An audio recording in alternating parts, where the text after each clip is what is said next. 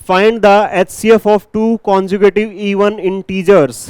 Find the HCF of two conjugative even integers. भाई even कोई भी दो कॉन्जुगेटिव लगातार इवन दो नंबर ले लो, उनका आपसे क्या पूछा जा रहा है, HCF पूछा जा रहा है। तो कॉन्जुगेटिव इवन नंबर का HCF हमेशा कितना होगा, 2 होगा।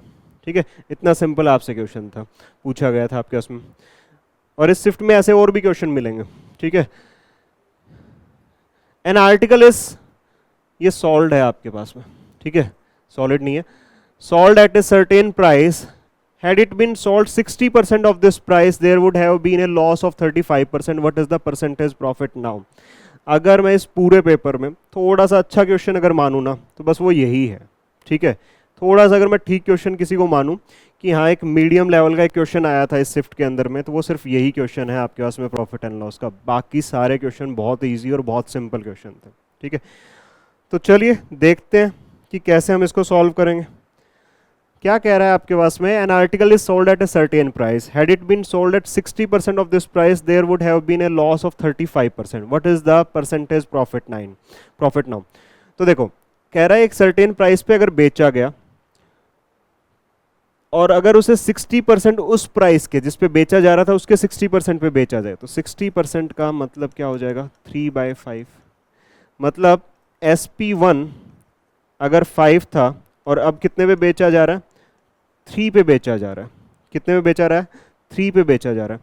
तो उसे लॉस होता है कितने का, 35% का। तो ये 7 बाय कितना आ जाएगा आपके उसमें, 20। ठीक है, इसका मतलब क्या है कि उसका सीपी कितना, देखो प्रॉफिट एंड लॉस हमेशा सीपी पे होता है, तो ये आपके उसमें क्या हो जाएगा, सीपी कितना हो जाएगा आपके उसमें, 20 हो जाएगा यहाँ पे।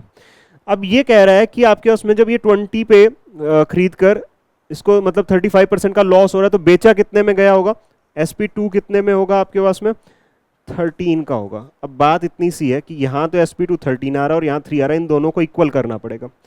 तो अगर इसको इक्वल करेंगे, ध्यान से सुनना, इसको इक्वल करेंगे तो इसको 3 से मल्टीप्लाई करेंगे और इसको 13 से मल्टीप्लाई करेंगे। ठीक है, अगर यहाँ 13 का मल्टीप्लाई है तो ये दोनों वैल्यू हमने एक ही रेशियो से कैलकुलेट की थी, तो ये भी 13 से मल्टीप्लाई होगा। और ये वैल्यू एक रेशियो से इससे कैलकुलेट हुई है, तो अगर यहाँ 3 का मल्टीप्लाई है तो ये 3 का मल्टीप्लाई होगा। तो ये हो गया आपके उसमें 60, ये 65, ये 39 और ये भी 39, ये दोनों सेम हो गए आपके पास में।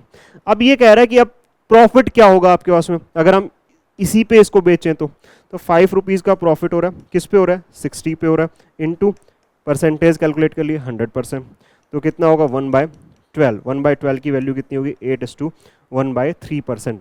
प्रॉफिट एंड लॉस के क्लास के अंदर में ऐसा क्वेश्चन आप लोगों को करवाया गया था। ठीक है, तो आपके पास में इसमें कितना आ जाएगा, 8:1/3% हो जाएगा। क्लियर? तो इस शिफ्ट के अंदर में अगर अच्छा क्वेश्चन था तो ये एक क्वेश्चन था, वो भी थोड़ा मीडियम लेवल का। ठीक है, मैं इसको टफ नहीं कहूँगा। नेक्स्ट क्वेश्चन देखिए।